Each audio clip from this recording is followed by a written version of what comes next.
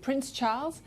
Prince Charles, as you know, the latest big name to be struck down with coronavirus, with the palace last night confirming that the Prince of Wales is currently in self-isolation in Balmoral. Russell Myers is the royal editor and chief investigative reporter of the Daily Mirror in the United Kingdom. He joins me now live via Skype. Thank you very much for your time. Even on the other side of the world, we're watching closely what's happening in Britain in relation to this virus, but in particular, I think we all were set back and realised it hits anyone regardless of their station in life when we heard that Prince Charles was now testing positive. The Queen doesn't appear to have been put at risk. We're told she's feeling well at Windsor, but can you tell us what the latest is?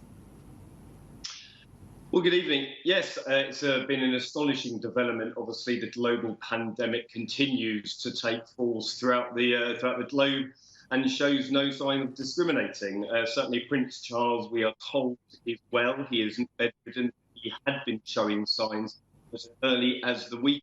So, to be honest, it does pose a few questions that the palace need to answer. We're told that he was showing mild signs of the disease at the weekend. He decided to travel up to his retreat at Burke Hall. He was tested on Monday, tested positive on Tuesday, and has since been in self-isolation. Now, the Duchess of Cornwall, his wife Camilla, is self-isolating as well, as are their 6 or so staff up at the Scottish residence. Russell, do we know where he contracted the disease?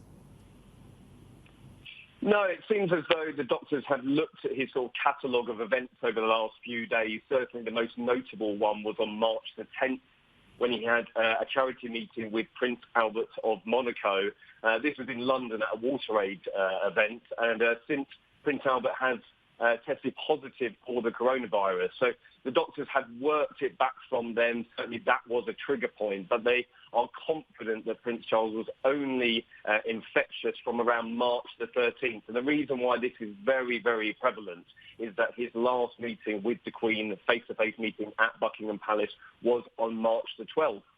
On that day as well, he carried out a number of investitures, people getting their gongs, MBEs, that sort of thing, and he would have met dozens and dozens of people. But the doctors have said his symptoms are mild. They don't expect them to worsen from what they are now, which gives them the confidence that they only needed to contact the people that he had been in contact with since that date of March the 13th.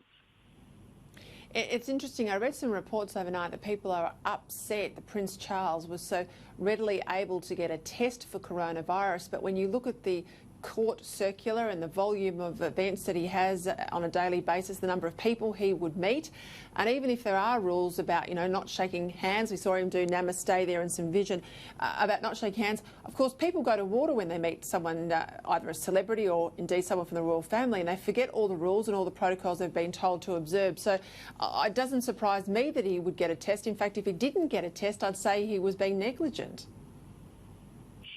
Well, I think you're certainly right. I mean, although it does pose an awful lot of questions that need to be answered by the palace. Now, they were saying that in Scotland, where he is, both he and Camilla fitted the criteria that was required for them to be tested. Now, whether that is because of their age, whether that is because they were suffering from any other health conditions at the time, we don't know. The palace have remained tight-lipped about it. However, he is the heir to the throne. The issue here is that the fact, and I think this has happened throughout the globe, that frontline NHS workers, frontline health workers aren't able to access those tests. And now when you have people putting their lives at risk daily and they still can't be tested, it has left a sour taste in the mouth of many politicians and health workers that we've spoken to.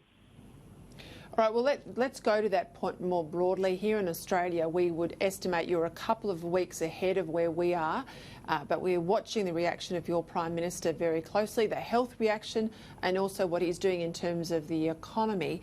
You're in lockdown now. What's British morale like?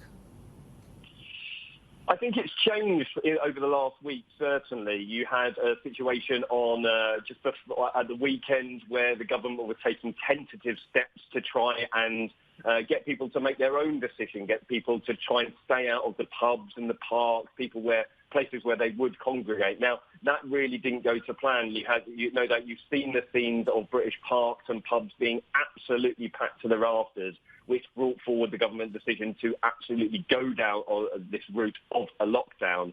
Morale is much better, I would say, over the last few days, certainly since Boris Johnson's address to the nation, this recorded message that was watched by, in excess of 30 million people, nearly half the country. People are taking it seriously. You're seeing a lot less people out on the street. The social distancing is taking place. People are being respectful of each other's personal space in the parks.